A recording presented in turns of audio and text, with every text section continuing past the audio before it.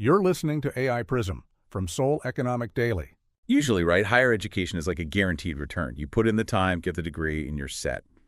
But in South Korea right now, spending a decade earning a PhD gives you literally a coin flip's chance of actually getting a job. So today we're taking a deep dive into some really fascinating reporting from the Seoul Economic Daily. Yeah, it's a wild situation on the ground.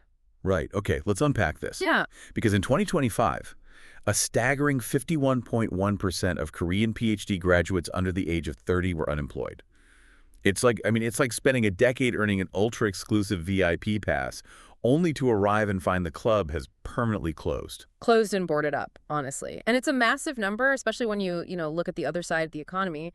South Korean small and medium enterprises, the SMEs, they are actually starving for labor right now. Oh, really? So there are jobs available out there? Exactly. The shortage on the ground level is so bad that, well, restrictions on job mobility are actually forcing foreign workers to stay in the country illegally just to keep the lights on at these businesses.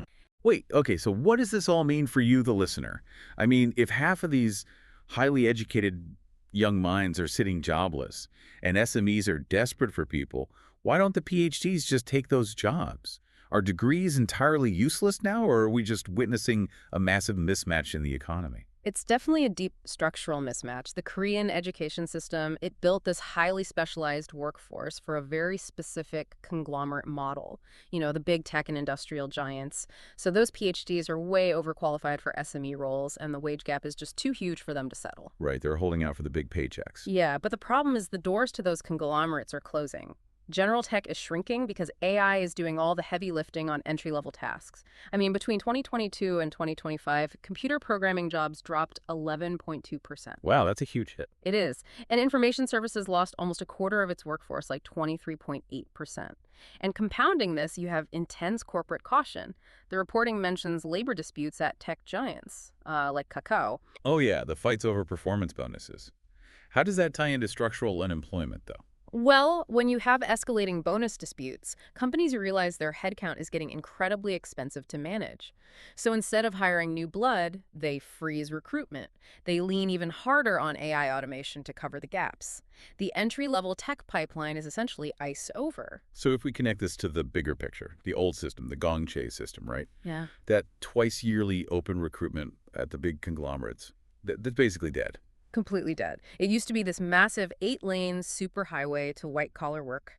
Now the highway is closed, and it's been replaced by a series of very narrow, highly targeted toll roads. Right, because the government realizes general hiring has stalled out. Exactly. So they're stepping in with massive specific sector funding. I'm talking 20 trillion won, which is about 14 billion US dollars, poured right into a manufacturing AI 2030 strategy. Okay, meaning they are training people specifically to integrate AI onto physical factory floors, rather than just, teaching general software development.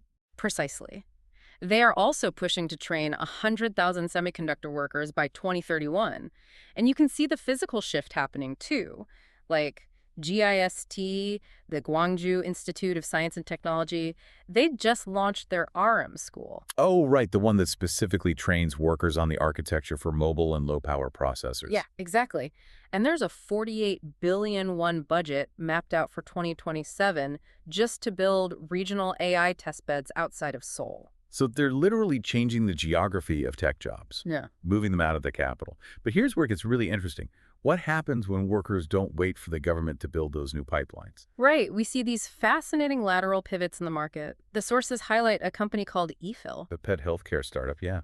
Founded by 4 former game developers from Netmarble, right? Yeah, and that transition reveals so much about what actually holds value right now. They didn't just sit around waiting for a traditional tech or gaming job to open up. And that pivot makes total sense when you think about it.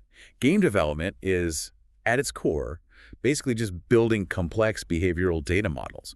They took those highly technical data skills and applied them to tracking pet health. Which is a totally non-traditional vertical for them. Totally.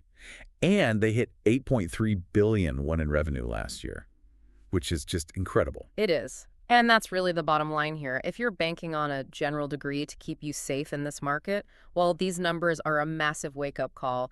The credential floor has dropped out. Yeah, a PhD is no longer a VIP pass that automatically gets you into the club. Exactly. The only real currency today is applied AI fluency and very targeted sector skills. General credentials just don't guarantee safety anymore. The sector map has literally never been more specific. So if a general PhD leaves you with a 50-50 shot at getting a job, but a group of game developers can build a thriving pet medical startup just by applying their technical skills to a new niche. It makes you wonder. It raises a huge question. Will the very concept of a traditional university major be completely obsolete within the next decade? Maybe that VIP pass isn't for getting into a specific club anymore.